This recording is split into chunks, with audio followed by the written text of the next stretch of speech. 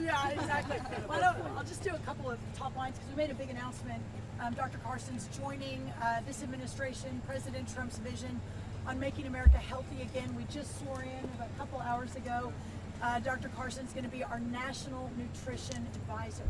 So as we continue the work to make America healthy again, and the intersection of agriculture and HHS with Secretary Kennedy, as we were talking, we partnered together for a long time, last administration and even before, it really occurred to us that there's no greater American who has lived the American dream in just such a remarkable way than Ben Carson. So for me personally, it's a really banner day, an exciting day. I know for President Trump, it certainly is, but I think the people who will benefit the most and perhaps be the most excited when they understand what this means are the American people, but especially maybe our most vulnerable in America, as you're going to fight for the right food, nutrition, etc. for that population. Well, so many people who are in the lower socioeconomic groups do not get good nutrition. We're going to expand things that are shelved, that are kept in stores, that are healthy foods.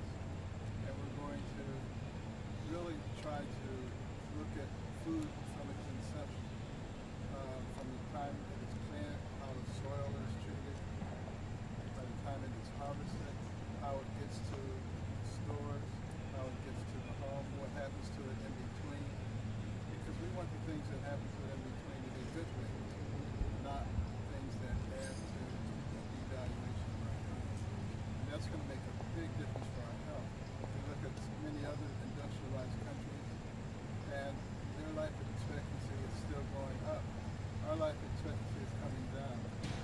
We need to correct that, and I think it has a lot to do with what we do. Dr. Carson. The other day, the President and Secretary Kennedy announced an announcement about Tylenol and autism.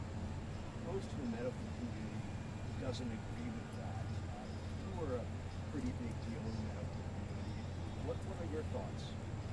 Well, whenever you buy some kind of medicine, you'll notice that there's a warning label on it. And they have this, and they have that, or the other. Doesn't mean that's going to happen. It means that it is a possibility that needs to be considered. And that's why we say, make these decisions with your healthcare provider and help put it into perspective. Because the benefit to risk ratio changes on a lot of personal information that needs to be interpreted by somebody who knows the ins and outs of the situation. Dr. Carson, congratulations on the new position. Also, could we get you to step a little bit closer Yes, to the yes, mic? yes, I yes, just yes. want us to To be able to catch it, yes. Could we also get your initial reactions and statements on what took place in Dallas this morning at the ICE field office? So this morning there was a tragic event. It's really disheartening and heartbreaking. We both were very close to Charlie Kirk. Dr. Carson spoke on Sunday. I was there in the front row. This time of political violence has to end. We have to come together as a country. And I think just seeing what Charlie represented and watching him since he was 18, helping him build his organizations. You actually were on the road for Turning Point for 3 years, speaking on college campuses. It's a really unfortunate moment again today, and hopefully we can begin to move away from that. So I'm encouraged that what Charlie stood for, what the 100,000+ people that were there on Sunday, the 100 million I think views around the world, that will begin to change some of that.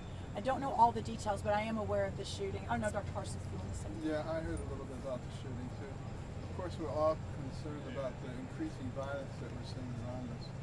It is clearly not the solution for differences that we have. Everybody's going to have their own opinions about everything. In the past, that has not meant that we become enemies.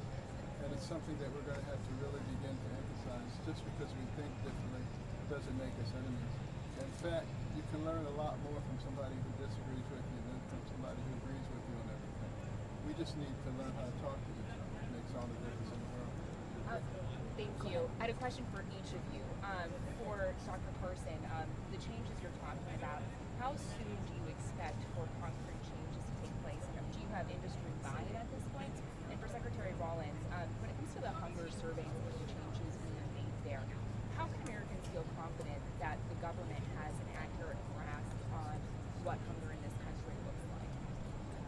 you probably heard a few weeks ago the announcement by the Kellogg Company that they were considering what we were talking about very seriously, and they were going to make changes. And a lot of other food companies are coming along with us. I think they recognize that they have this responsibility to our population. So I don't think we're going to get a lot of resistance from them. In fact, they're going to be working along with us That's right. to get this done. Well, and I'll add to that too, the stocking standards we announced about an hour ago as well. And what that means is for the SNAP, the families that participate in SNAP from around the country, that now if you are a retailer and you are providing the food that the taxpayer dollars are used to buy that food, that we're now doubling the amount of healthy options from 12 to 28 in every retailer. So for example, under the old rules, they had to carry one protein. Well, that could have been a bag of beef jerky or a protein bar. But now it has to include eggs, turkey, ham, cheese, dairy, etc. So the opportunity to, again, to fundamentally begin to transform how we are approaching the way that government programs are run, how we're making sure that those with the least among us have what they need to be able to be the next Dr. Ben Carson for this country and leading this country. And so that was just another step. We have the dietary guidelines coming out very soon. Dr. Carson's going to play a major role in that. We'll have a very big announcement, most likely next month, but there will be a fundamental shift in the way that we are suggesting, and ultimately the DGAs drive a lot of the government nutrition programs. So that's coming soon. Stay tuned, amongst other things. Listen, what the question was about was the hunger survey that USDA canceled recently. Our research showed, but it's not statutory, no one was asking us to do it. There are a lot of other good reports that are out there that better capture the question. This specific survey had been used for years, we believe incorrectly, to make the case that under the last administration, spending in SNAP increased, 40–50%, but even that survey showed the hunger in America only increasing 3%, but it continued to be used as a driver. We just felt, and the White House agreed, that it was one more waste of taxpayer dollars not being used appropriately. We believe at USDA and with our other counterparts across the government, HHS and others, there are many, many other surveys collecting that data. To follow up on that question, what other survey will replace it? Well, Or are you launching your own? yes, no, there are other surveys at USDA. I don't have the name, but we'll get that to you. And then across HHS and also several of the other agencies as well. So we'll make sure and send that your way. We will not be creating a new one, just making sure that the ones that are used are the most appropriate. We'll do one more question, y'all. Just as a follow-up to that, do you have any updates on how your department is rolling out the changes to work requirements for SNAP? We are working on that right now. Obviously, work requirements were an important part of the One Big Beautiful bill, and ensuring that every taxpayer dollar was being spent in its highest and best use. And so there's been a lot of narrative around the work requirements. What I will say is those work requirements that were included were for able-bodied adults that could work, that didn't have children under the age of 13 or 14. So we'll continue to build on that in partnership with the states. Of course, they're the laboratories of democracy, and more announcements on that are forthcoming. We'll do one more. Go ahead. Appreciate it. Thank you so much, Secretary. When do you guys plan to make a decision on farmer relief? So the farmer relief is continuing. I've had a lot of conversations with you guys here in the GAGGLE on that over the last 6 months. Obviously, based on a couple of very unprecedented factors in the last number of years, the farmers, only 5% have made money over the last decade. 5%. It is a continuing struggle in this farm economy. In the last administration, of course, we had the cost of inputs go up on average 25%, but even more than that, fertilizer increased 36%, fuel increased 28%, seeds increased 35%. Interest rates for our farmers, by the way, if you're a farmer, you rely on the bank to get your harvest harvested and your next crop planted. Those went up almost 73% under the last administration. At the same time, we had a trade deficit of $50 billion in agriculture just under Biden. We went from a surplus in Trump 1 to a massive deficit under Biden. So that, alongside, of course, the president's effort to realign America around American products and making all of these new deals, we are at a point where we're looking at the harvest, where we're looking at our soybean, corn, wheat, sorghum, cotton farmers who were facing very, very difficult times. We are currently in conversations here at the White House, across the government, on a farmer aid package.